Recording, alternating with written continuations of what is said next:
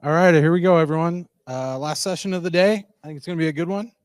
It's an honor for me to get to introduce our closing speaker to all of you.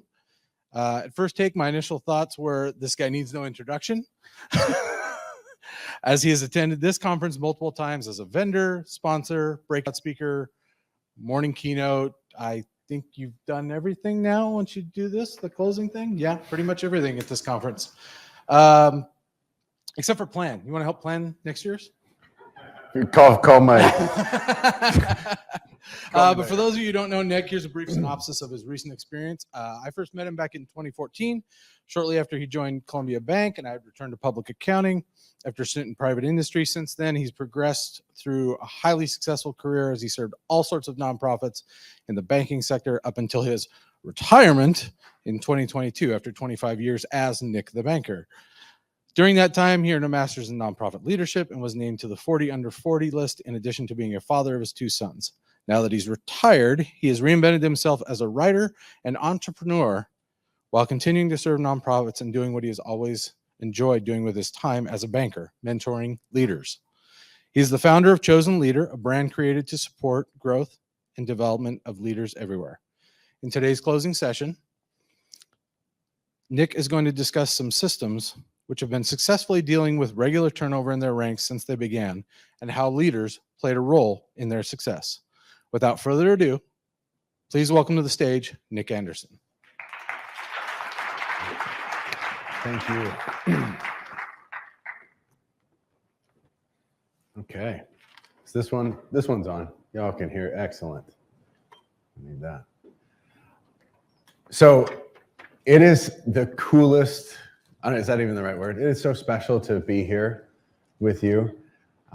Being in this building, being at this conference. Scott said, I've been here many times in different roles and different capacities. To be here with you right now in this capacity is really special for me. So thank you for being a part of my joy today. Cheryl said, we said hello. She said, you look happy. And I said, yes, I'm really happy. I'm really happy. And you're a part of that. So thank you. The talk today is looking at leading teams. I say in 2023, but into the future. What I will do is share with you a lot of the lessons that I learned over a 25-year career, most of which was leading teams through a variety of different situations and circumstances. And how I want to frame this talk today is through the lens or from the perspective of collegiate sports dynasties.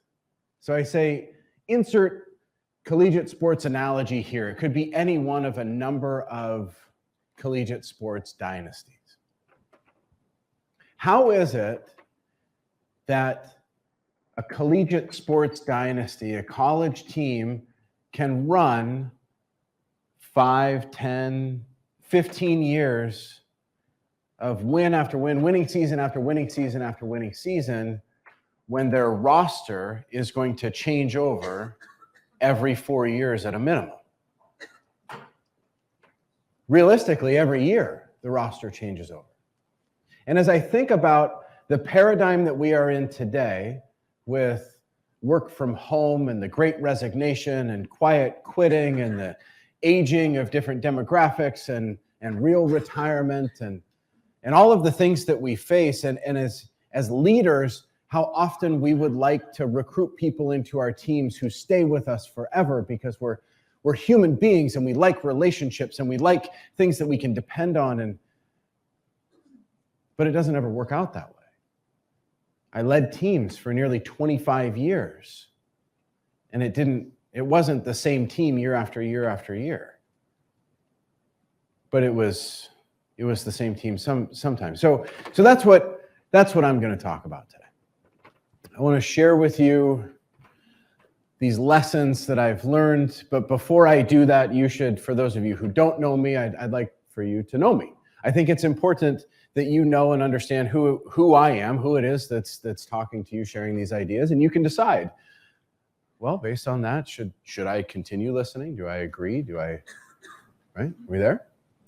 So as was mentioned, a retired banker. This is a very interesting story for me. When I started my banking career, I was 17 years old, and I worked for a bank that had a retirement plan whereby you could take your age plus your years of service, and if the total was 75, you could retire and draw on their pension with a minimum age of 50. So I started when I was 17. I'd have 25 years. By the time I was 50, I could retire and so on.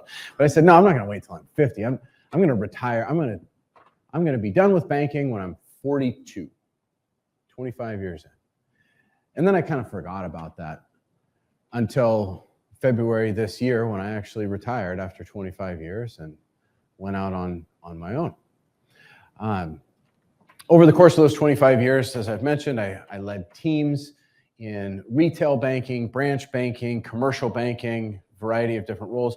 What's specifically relevant to our talk today is my experience leading branches, retail bank branches. I would have clients of the bank come in and say to me, what happened to Sue, or what happened to John, the teller? They knew me. I didn't have to show them my ID every time. Why can't you keep tellers in your branches? This was the complaint. And I would say, well, if I kept somebody in a teller role, this entry-level position, I wouldn't be doing anybody any good. In fact, if someone stayed in an entry-level position in our company, it was generally because of one of two things. One, they lacked the ambition to move on and get promoted, or two, they lacked the skills or the talent to move on and get promoted, and neither of those were a good thing. Part of my experience leading teams took on the perspective of that collegiate coach, that someone coming onto the team is going to be here for a season or for a couple of seasons, and they have something else in life that they want to go on to, and I'm going to help support them in that. So there's some of my experience relevant to this particular talk. Another experience in my banking career is that I worked for a small bank that was acquired by a larger bank. Some of you know Pacific Continental was a favored bank in the nonprofit sector, and so I think some of you are familiar. And Pacific Continental Bank was bought by Columbia Bank, and at that time in my life, there was some stuff that had gone on, and I actually said to the executives at Columbia Bank, I'd really like you to lay me off. Can you give me a package in this deal? Because they were making some cuts, and they said, no, we're not going to do that. In fact, we need you to stick around. We bought this bank, we bought this book of business, these client relationships, Nick. We need you to stick around and help us retain those clients. And at the time, it was about a $350 million book of business. And they said, how much of that do you think you can keep? So I can keep all of it. If you give me everything I ask for, we'll keep the whole book of business. And they said yes. They agreed.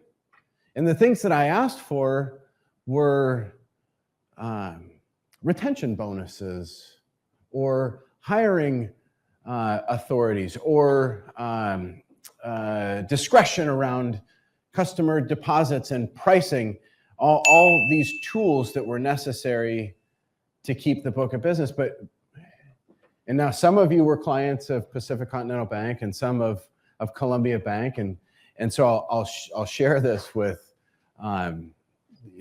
deep admiration and love for your relationships that you had with the bank. But I just say the clients of the bank were not my priority. The team was my priority. So everything that I did in that experience was focused on the team, and the team's number one priority was the clients. That was my approach. And I knew that not everybody was going to stay on the team through all the transition. But at the end of 3 years, we had grown that book of business from $350 million to $500 million. We retained almost all of the clients and grew the book of business. We saw that through PPP and all of these things. And at the end, I said, okay, I held up my end of the bargain. You held up your end of the bargain. I think it's time to be done. And so that was really the real end of my banking career. And so I went on to do all the things that I love in banking, working directly with clients, entrepreneurs, and leaders as they endeavor to grow in their career. And I wrote this book. Six-word lessons for middle managers. And I'll tell you, the advice to entrepreneurs is like, find your lane and find your target demographic and stick to it. And I was like, the middle manager is the person that I want to serve. And I even titled my book there. Let's be honest, that was a terrible title for a book. When you think about middle managers, you think about like a middle-aged, bald white guy. Okay. Maybe you think of the short sleeve shirt and the brown tie that comes up too short. If I had it all to do over again, the book would be titled 6-Word Lessons on Leading from the Middle. I'm going to share a lot of the content of this. These are the lessons that I've learned over 25 years throughout the rest of the talk. So that's me. Hi, I'm Nick. I'm really happy to be here. Have I said that? That's good. We're going to talk about 3 areas when it comes to leading teams, and it's talent, it's culture, and it's results. Talent and culture and results.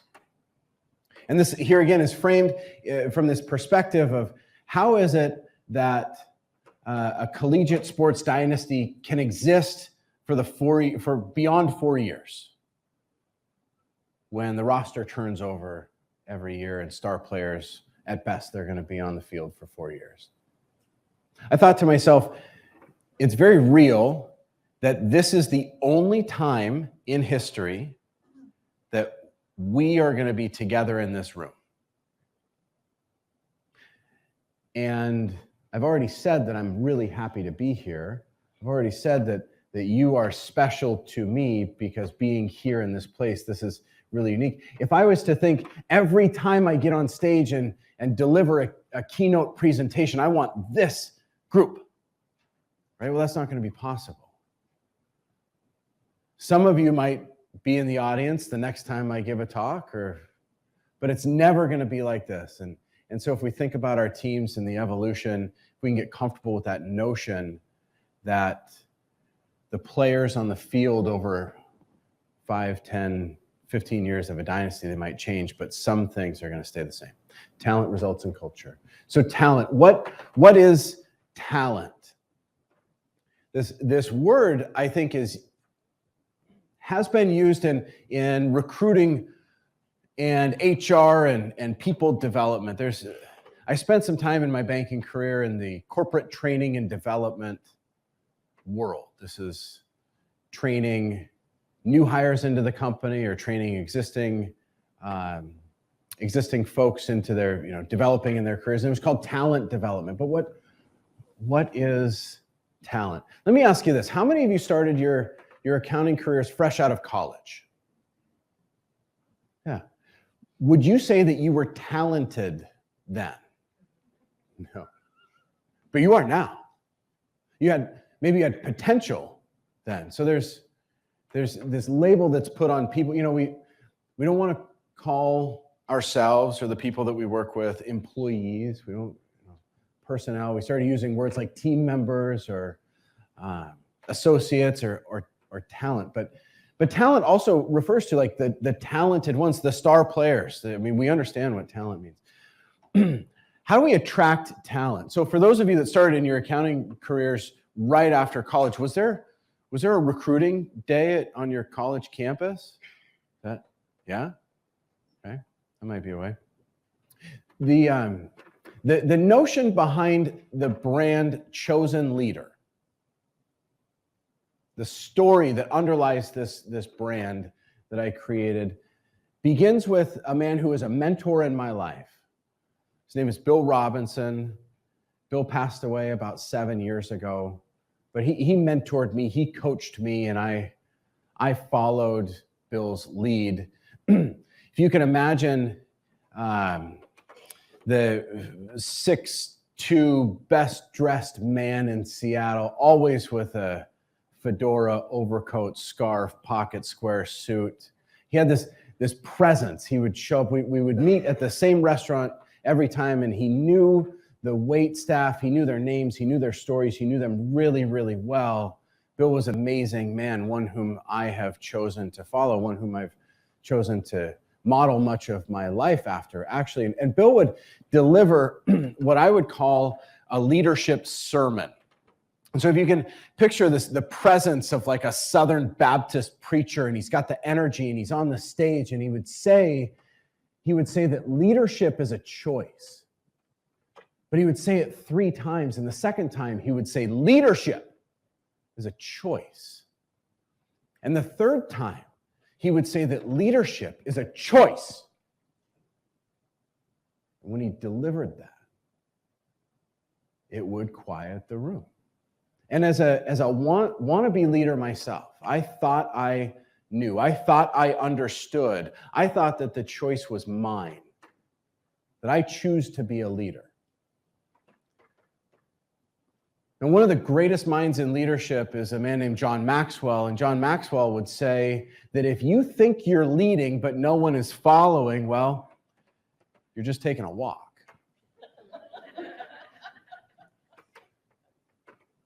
So the notion of leadership for me, the observation, what I say is the moment leadership occurs is actually when one person chooses to follow another. So leadership is not always the choice of the leader, not necessarily.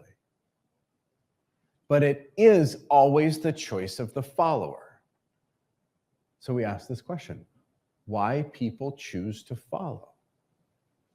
This was the question that I endeavored to answer for years and years as I was studying leadership, as I was observing others and even observing myself. So attracting talent, what is it about you or your firm or your organization that attracts? Why do people choose to follow? And as I work with individuals one-on-one as a leadership coach, I ask this question, why do people choose to follow you? And once you understand why people choose to follow you, then we have to ask some follow-up questions. Are those reasons aligned with your purpose? Are they in integrity with your values? Are people choosing to follow you for the right reasons? So as we think about leading teams, attracting talent in, why do people choose to follow your leadership? Once we've attracted talent in, once we've recruited people to the team, we've got next year's roster identified, we've got the bench is starting to fill up, well, then we have to ask ourselves this question. How do we retain talent? And I'm gonna take this to a different perspective. Rather than what do we need to do to retain talent right now, I'm gonna ask you the question, do we really want everyone to stay forever? And there's 2 sides to this. Perhaps there's someone on the team that's underperforming. Well, if we can't coach them up, perhaps we need to coach them in a different direction. Maybe there's a better fit, a better role, something that's more aligned with their skills. Do we really want everyone to stay forever? And then perhaps there's someone who is called into something else in their life. They're very talented. We would love for them to stick around, but staying in the role that we need them to fill on our team is holding them back from their purpose in life and their calling. Do we really want to hold them back? No. No, we don't. So there's a couple of ways to bring talent in. I say we can show them and grow them, right? You can recruit someone in, like so many of us were recruited before we had talent, but we had potential. We can show them and grow them. And the way that we do this as leaders is through real delegation. I'm going to be sharing with you a lot of 6-word lessons because they came from the book. But if there's any of them that you want to write down or take away, that'd be really cool. If I can give you just one thing that you write down or take away, maybe it's one of these like 6-word lessons, and that would make me feel like, you know, we added some value to your day. And I say that because what I'm about to say, I think is just really, really important. Real delegation is when a leader gives authority and responsibility in that order. Real delegation is when a leader gives authority and responsibility in that order. As a leader, you can tell someone what to do, or you can ask them to do something. That's assigning a task. That's dictation. Fine, that needs to exist. But delegation is when the leader gives their authority and the responsibility. So as we are showing and growing talent, you have to ask yourself the question, am I comfortable giving my authority to this person? And if the answer is no, then don't do it. But instead do the work to get them to the place where you do feel comfortable giving them your authority to make a decision and then the responsibility to deliver on that. That's how we retain talent in our organizations. Now, we can poach them, we can pay them, and you can just, ask Denver how that's working out. It works sometimes. It works sometimes. You can find that person who's a superstar at another organization and recruit them in. But they're coming from a different culture. They're coming from a different set of rules and process and procedures and expectations, and you bring them into your organization. So it might work sometimes.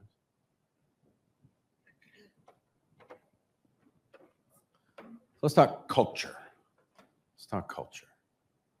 In fact, one of the things that might attract talent into an organization, in fact, one of the reasons why someone may choose to join your organization is culture.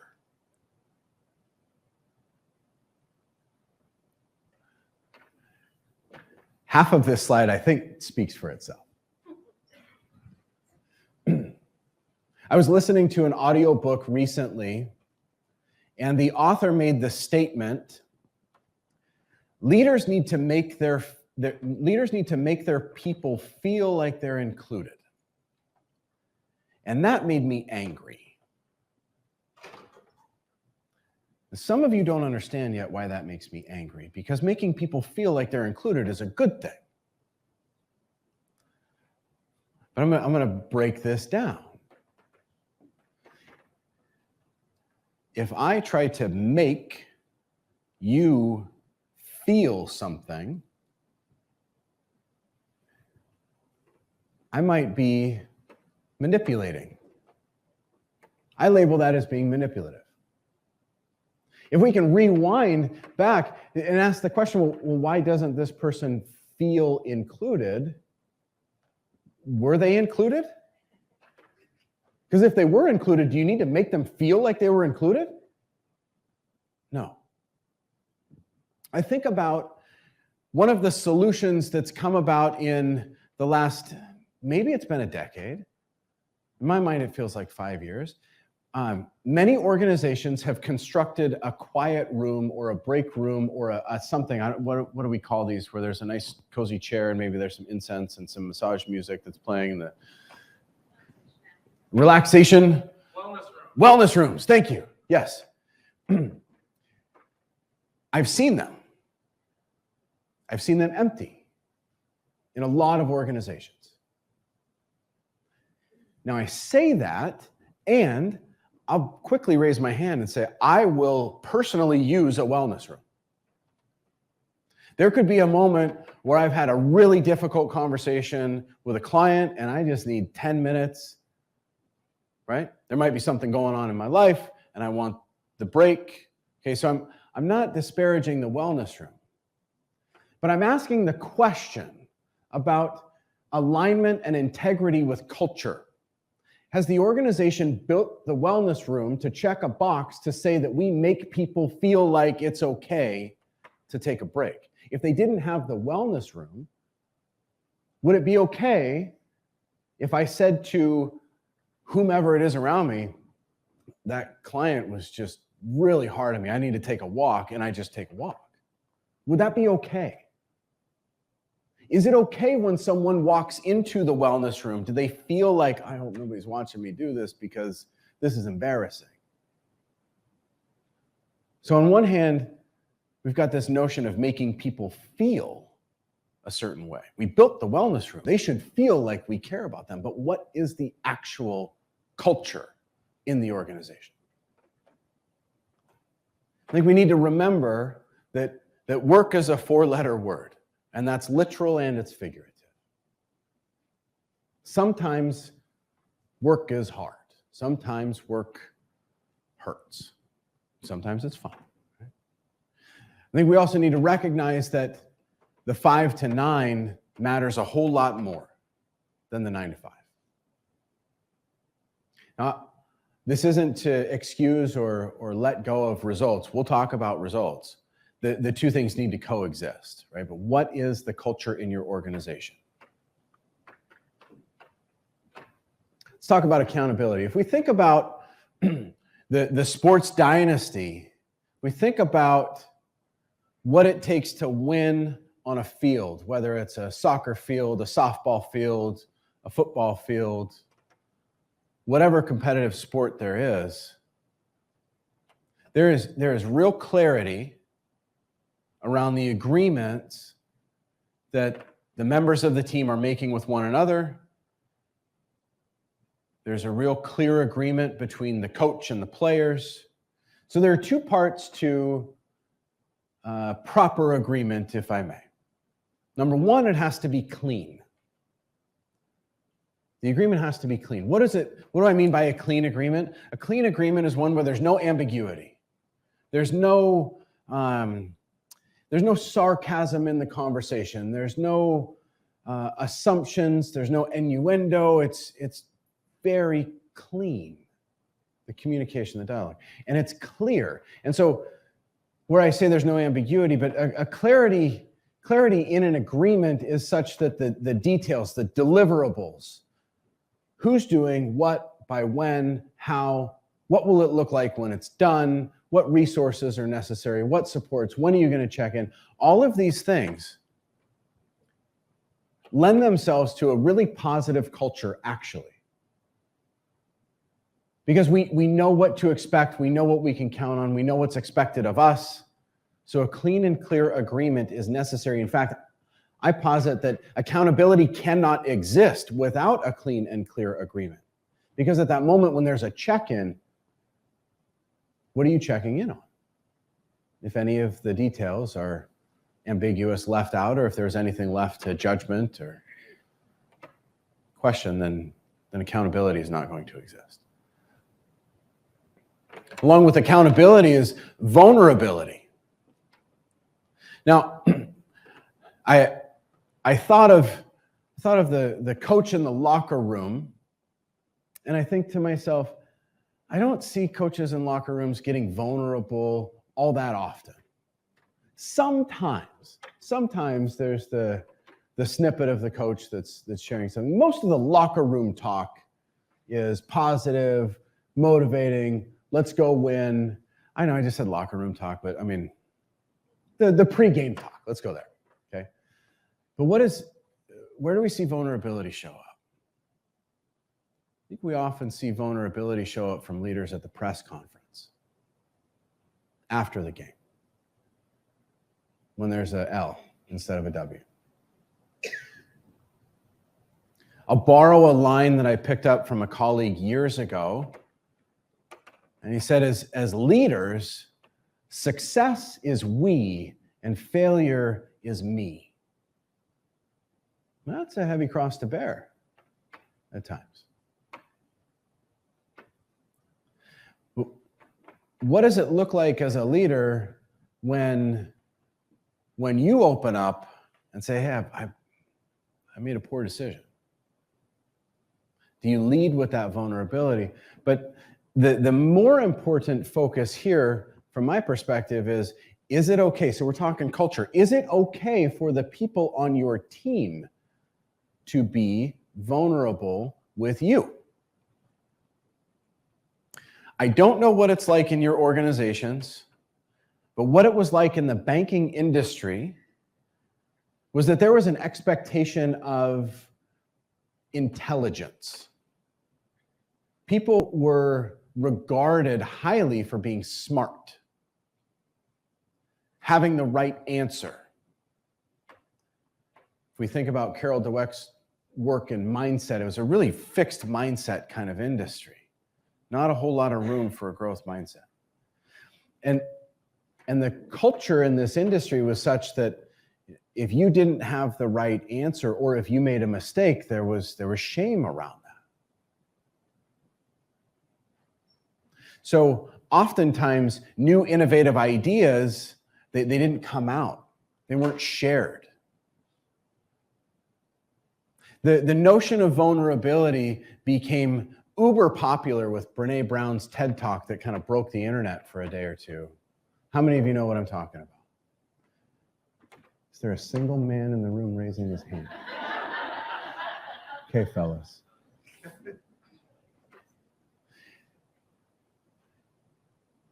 Brene Brown talked a lot about vulnerability, and I think that idea was then taken out to the world, and there was a bit of free reign around vulnerability means, hey world, look at me, this is who I am, accept me for all of my stuff, and that has its place, but in leadership, there's nuance, there's actually style points that go along with vulnerability, and it's how you lead and making it safe for the people on your team to grow.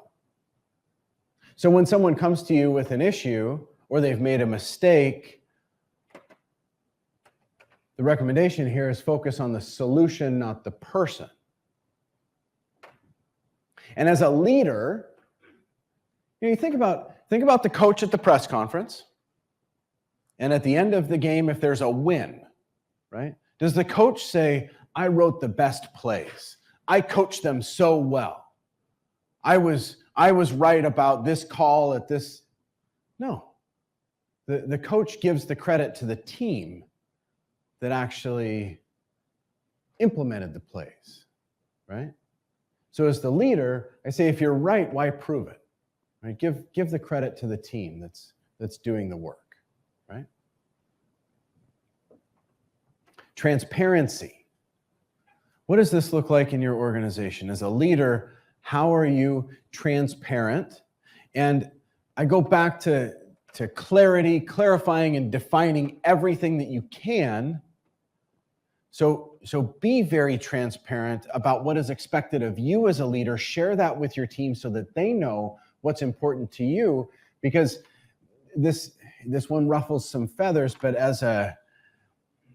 when you work in a company, your job is your boss's priorities, or vice versa. Like your boss's priorities, those are your job. If you think about yourself, if you're leading a group and a team, you have priorities. And the people on your team, they exist in some part, their roles exist in some part to achieve those priorities. And so you've got to be transparent with them. You've got to let them in and show them what it is that makes your team successful and how that works. Don't hide things.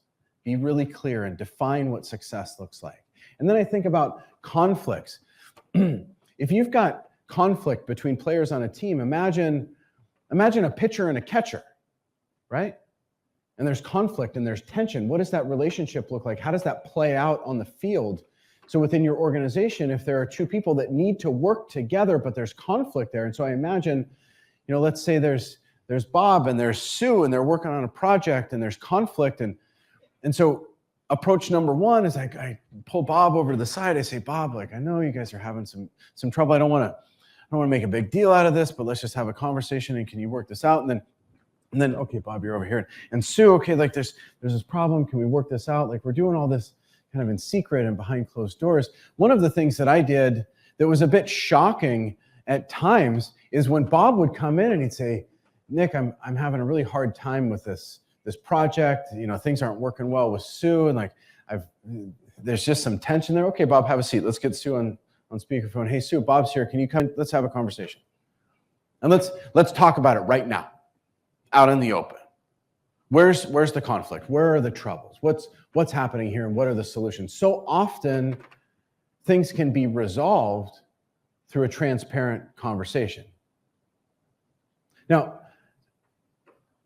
there are certain circumstances where that doesn't work. I'm not talking about conflict that needs to go to HR. I'm talking about performance conflict. Right? But let's just get to it. Let's be transparent. So in the context of today's paradigm, there are three things that are somewhat different, but they've always kind of existed. And the first of which is the work from home what do we even call that? The work from home, fill in the blank. I mean, for some of us, it's great. For some of us, it's a real challenge, right? I've actually been a work from home person for more years pre-pandemic than post-pandemic. I started working from home around 2010. And even before that, as the head of retail banking for a bank, branch managers were my direct reports. I worked in an office and they worked in offices, so we had remote work. So that being in the same office just was not really a big deal for me, but for some, it is, right? What I learned early on is that people work so that they can live. We don't live so we can work. Now, unless you are a founder, entrepreneur, you've got your own thing, you're going to work to provide a living for your family. And that's always been the case, right? So as we think about the current paradigm, and one of the challenges is work from home,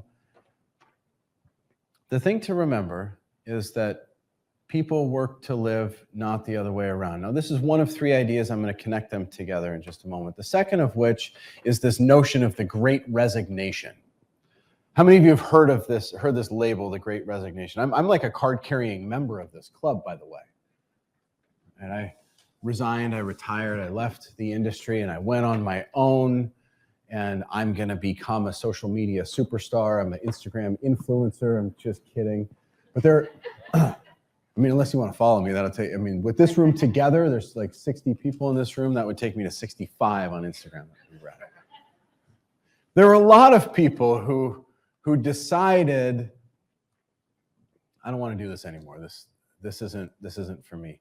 And I think to myself, well, the man standing before you today is not the same man that would have stood before you 10 years ago, nor 10 years before that. Who I am today is not who I was. I think it's safe to say that those of you who raised your hands that were recruited as graduates, that you're not the same person today that you were then. Who you are is not who you were. The notion of the Great Resignation plays into this. Okay, so there's work from home, there's the Great Resignation, and then we've got this third thing that exists. I don't know, labels. These are good for headlines, and maybe that's about it, right? But what is quiet quitting? Who's heard of quiet quitting? A lot of us. Is this like okay, this one makes me angry. Actually angry. This is a label put on people that show up and collect a paycheck, or maybe don't even show up and collect a paycheck. Okay? So for this, I've said, remember these words, that people are good. This is the big breath in and big breath out before we go have the conversation. So these three things that exist today, the work from home shift, the Great Resignation, and quiet quitting. What do we do with these things? If we're trying to build a dynasty, a legacy, a 10-year run of national championships, and we acknowledge that our roster is going to change every year, and we're maybe only going to keep the star players for the 4 years, right? We have to understand that people work so that they can live, not the other way around. So let's spend time with those people on our team and understand, what are your life goals? What is it that you are after, and how can I be a part of supporting you in that? And this is not just an idea or an intellectual exercise. This is what I have done leading teams, is to say, what are your goals and how can we help support that? My experience has been that the people who are on my team, who I've had that conversation with, that are open and transparent with me about their goals and their future, they actually stay longer. Not because I've made them feel a certain way, but because I have actually made it okay for them to be authentic and to be vulnerable and to share what their life's goals are. And I actually show up in a way that helps support them, because I'm not afraid that they're going to do what they're going to do, because they're going to do what they're going to do whether they tell me or not. People work so they can live. They don't live so they can work. Let's have those conversations. And if that means that they want to work from home, or they want to do something else, or they want to be a part of the Great Resignation, they want to go do something else, great. And if it means that they think they're going to show up and get a paycheck and not do work, that isn't going to fly. If I'm coaching the dynasty that has won national championship after national championship after national championship, and someone shows up on the roster, they step on the field and they don't give 100%, they're not going to play next week. If I let that person play next week, all of my top performers are going to lose faith in me. I will lose credibility as a leader. On some level, as leaders, you get what you tolerate, and the people that are around you are watching everything that you do. So if it's okay for Bob to slack off, well, then it's okay for Sally to slack. And if Sally is my top performer, but I'm not holding Bob accountable, then Sally's going to lose confidence and faith in me. So remember these words. People are good. And Bob, it's time to find something else. Because we have to be about results. We have to be about results. This is the nonprofit sandbox. That's what I like to call it. I used to say I play with all the kids in the nonprofit sandbox, and I love it. We operate in a space that is mission-driven, and I love it. In my introduction, I was shared I have a master's degree in nonprofit leadership. As a banking professional, I chose to focus my career in the nonprofit sector.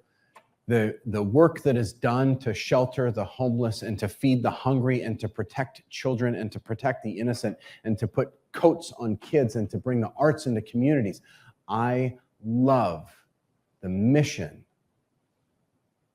of the nonprofit sector to make the world a better place. But results matter. To have a mission all by itself is not good enough. We have to have the results. We have to have the results of success in that mission. So how do we get results? Leaders need to get good at looking around corners. I say that anticipation is the superpower of the greatest leaders, knowing what to expect. And then to get there, you really have to regularly calibrate your intuition. So I think of one of the most infamous plays in Seattle sports, like, why didn't you give the ball to Marshawn? Well, somebody was anticipating, somebody thought that they were looking around a corner and they made a call, and that's fine, right? And there's that vulnerability in leadership that shows up later, that success is we, but failure is me. I made the call, it was my call, like, we've got to own that, okay? And then it's time to calibrate intuition. Getting good at looking around corners, seeing the goal and communicating the vision. As a leader, it's one thing to see the goal. Like quite honestly, how many sports teams share the goal of win? All of them. How many nonprofit organizations have a goal of make the world a better place in some way? All of them. That's the goal. But what's the vision? How do you as a leader communicate that vision? As you're leading teams now and into the future, see the goal, but communicate the vision. And the thing is, well, if you can't say it, see it, no one else will. Who saw that? That's good. I didn't see that. How do we define winning? Well, if we think about this legacy collegiate sports dynasty, year after year after year, performance is measured with clear objective benchmarks. In sports, we know what's the batting average, what's the reception percentage. We know data. So when someone is coming onto the team, they know what they're stepping into. They know what the expectations are. And I say that hope is not a winning strategy. Now, any strategy that exists without hope is destined to fail, but hope in and of itself is not a winning strategy. So we have to be clear about what those benchmarks are for performance. In order to have consistent results year after year after year with a changing roster, we have to build the plane easy to fly. That is, the role that someone is in has to be able to be filled by someone with equal potential or equal talent. The job can't be dependent on the person. So if we think about the new recruits coming into the sports team, we've got the freshmen, maybe they start out third string or second string, and as they progress, they move up and they're from third to second string, and then maybe they're a starter, and then maybe they're a senior, and the pipeline gets full and the roles, they're clear and the plane is easy to fly. And as we go after these results, remember that in a battle between perfection over progress, that progress always wins. Perfection is the enemy of progress. We need to define the process, refine the process, audit over and over, but taking steps forward is the way to get to the goal. And as leaders, when there are roadblocks, when there is something in the way of your team winning, you have an obligation to your team to remove those roadblocks. If there is something in the way of your star player being successful, you have to take that thing out of the way. And the whole time, as a leader, you have to manage to the most optimistic outcome. Only those who believe that they will win have a chance of winning. Nobody that steps onto the field and says, oh, I give up, I can't do this. Like, what does it do to your chances, right? Manage to the optimistic outcome as you're leading your team.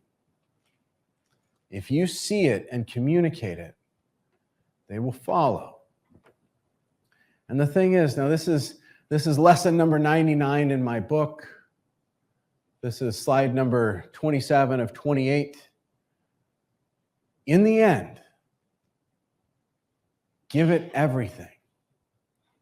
As you're leading teams, as you're clear with them about the expectations that you have for them, give them back what you expect. Give it everything. Thanks for coming with me on this journey for an hour. It's been my absolute pleasure to be here again with you. The last time I was here was November of 2019, and I gave an economic forecast. This is a lot cooler. Thanks again. Thank you so much, Nick.